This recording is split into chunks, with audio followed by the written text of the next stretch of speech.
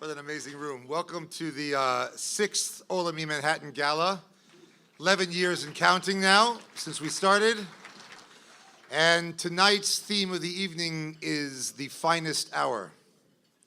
65 years ago, almost to the date, June 18th, 1940, at 3:39 p.m., Winston Churchill addressed the House of Commons. France had fallen and the Battle of Britain was about to begin. So I will quote from his speech without the jowly English accents. I'll do my best. And he said like this: "The whole fury and might of the enemy must very soon be turned on us. Hitler knows that he will have to break us in this island or lose the war. If we can stand up to him, all Europe may be freed and the life of the world may move forward into broad, sunlit uplands.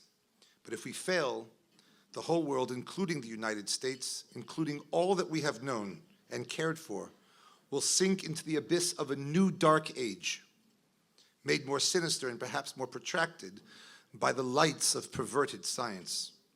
Let us therefore brace ourselves to our duties and so bear ourselves that, if the British Empire and its Commonwealth last for 1,000 years, men will still say this was their finest hour."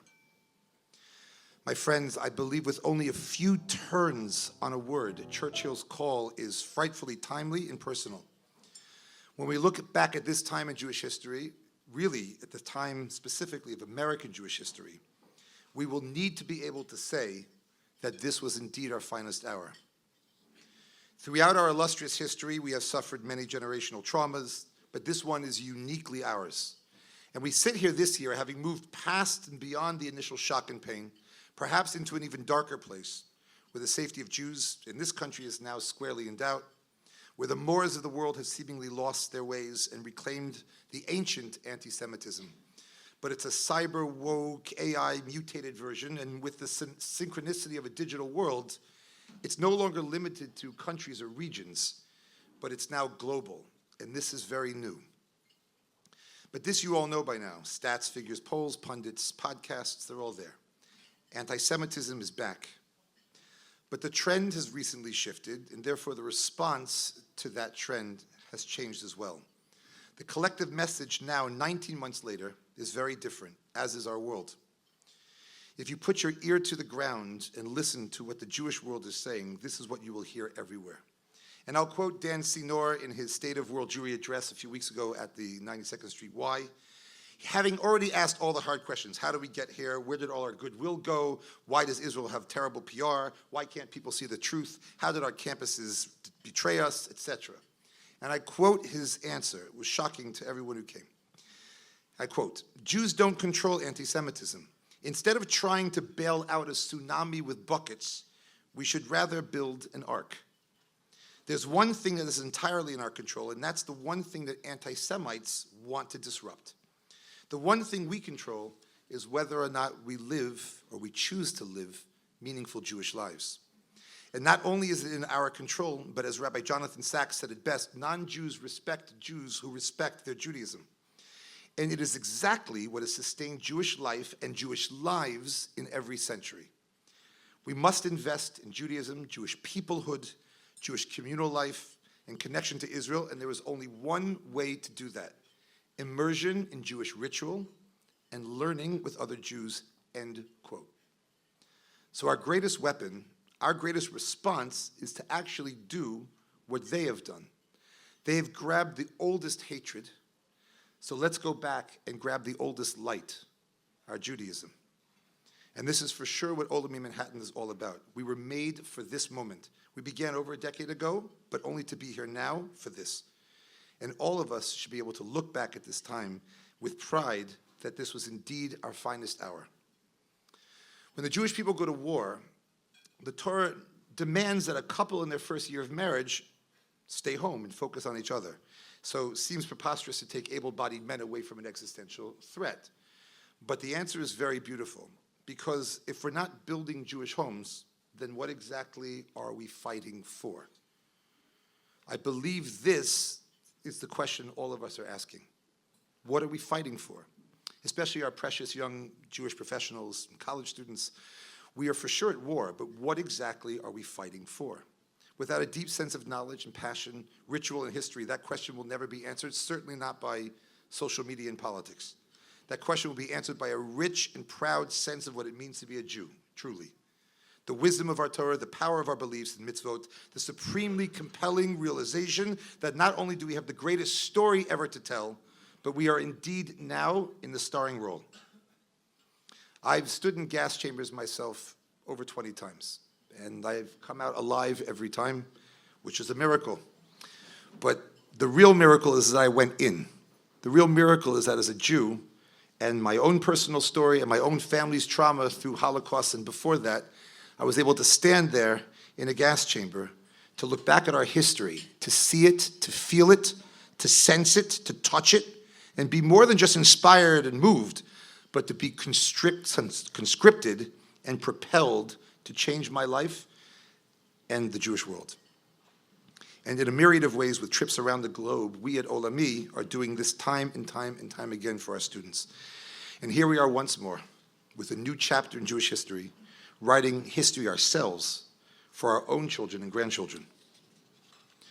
What always strikes one about visiting Auschwitz or Majdanek is remarkably the display of the shoes. It doesn't negate or ignore the magnitude of the barbarity and atrocity, but somehow it crystallizes and encapsulizes the humanity and the Jewish soul of it all. At the Nova exhibit, I was equally struck. Towards the end, where items recovered from the festival were displayed, and I stood there in utter awe, paralyzed, looking at a table of sidurim, prayer books, and kippot. Now, this was a rave on one of the holiest days of the year, Simchat Torah. These two things don't necessarily match up. One is supremely secular, the other is supremely religious. And yet, on October 7th, something changed. Every single Jew in every synagogue around the world was brokenhearted. And at the Nova Festival, there were piles of sidurim and kippot. Jewish kids being kids. Our youth, perhaps maybe a bit lost from the tradition, but the soul of a people has been awakened. October 7th is an ongoing, evolving event. It didn't end on the 8th, and it will not end with a ceasefire. It has changed the fabric of our people. It has called us to action. We tell our story now with renewed vigor and a new chapter, and we at Olami are charged with bringing young Jews into moments of Jewish depth and wisdom, power and peoplehood. The story of October 7th is now all of our stories. We didn't ask for it, but we must nonetheless be heroes in it. As we have done for so long, to tell the stories so vividly of the Exodus, of two Jerusalem destructions, Hanukkah and Purim, inquisitions, pogroms, expulsions, the Holocaust, we are here to now tell a new chapter, to see it, sense it, touch it, feel it, and live it. To take a moment, which is what we will do now, to let it all sink in, and to rise to the occasion and catapult us into greatness. The world goes by very fast now. You're seeing news, you're collecting ideas so quickly, they run by you. We often never have a chance to actually sit for a moment and think. And what we just experienced was watching Jews, everyday Jews, on October 7th turn into heroes, find their souls and their humanity, and turn into beacons of light in the darkness. And that is what everyone in this room can do as well. Every single one of us, simple people, simple Jews, can be turned into beacons of light and find our greatness and find our soul and be turned into heroes. What you just witnessed was actually an excerpt from a play called October 7th, in off-Broadway last summer, written by Philip McClear, who's here tonight with us tonight. I can't see, but a round of applause for this playwright, who is here tonight, who left Ireland and after October 7th and went to Israel to collect testimony and magically wove it into a theatrical powerhouse. What you heard here tonight were verbatim testimony and part of a riveting full production. The play was then and tonight directed by our own Jeffrey Cantor, and I say our own because the Olami Manhattan Theater Company We continue to create transformative Jewish experiences for thousands, including plays in Spain and our own off-Broadway production here 3 years ago. And Jeffrey and our producer and actor Simon Feil here have joined us to dramatize and sharpen Jewish education through the power of theater. And this is only one of the many ways Olami Manhattan continues to cultivate dynamic experiences and educational innovations. Everything we do, every trip, every class, every program is curated to ensure our students have the most remarkable and lasting impact. And maybe we felt for a few moments during this performance, our heartstrings played and able to think and reflect and find a quiet and a still voice that is almost virtually impossible in our daily lives. I want to thank everyone associated with the play who are here tonight, especially the original cast who came out tonight to perform for us. And before I go, I would just like to extend a tremendous gratitude to my team at Olami Manhattan. First and foremost, Rabbi Blachman, and if we want to know what it's like to become a hero and take the message, Rabbi Blachman, who only came as a temporary stint in the world of Jewish outreach, has now decided to devote his entire life to this, and I am humbled and privileged to bring him on as a full partner now in Olami Manhattan and work together towards a bright future. Zahava, our COO, and Millie, our Director of Development, an incredible event tonight and what you do 365 of the year. Alana and Malka and Alexis, the production design, the social media, the graphics, everything that we have is literally you create from an empty shell of an office floor, you create a paradise of Judaism. And to our educators, Rabbi Kenny and Shani Wallach, and Rabbi Aryeh, Margot and Shana, there are people who are role models who have stepped up and who become literally lanterns in the darkness for hundreds and hundreds and hundreds of young professionals here in New York. My heart goes out to my executive board for everything that you do for us, and you stand behind us. And to the entire team at Olami, specifically call out Rabbi Cassell and Rabbi Markowitz, with whom I work very, very extremely closely day in and day out. Miriam Tenenbaum, the Director of Development, and most significantly, of course, Mr. Aaron Wilson and the entire Wilson family, whose support extends well beyond the nuts and bolts of this organization, and whose leadership and vision and friendship knows no bounds. Thank you. This is all made in your image. Mr. Wolfen, Mazel Tov. I want to call out Mr. Emil Fish, who is here, a Holocaust survivor from the town of Bardiov, who has restored my faith in the Jewish people and maybe even in Hollywood, now that he's a film producer and dragged me back in.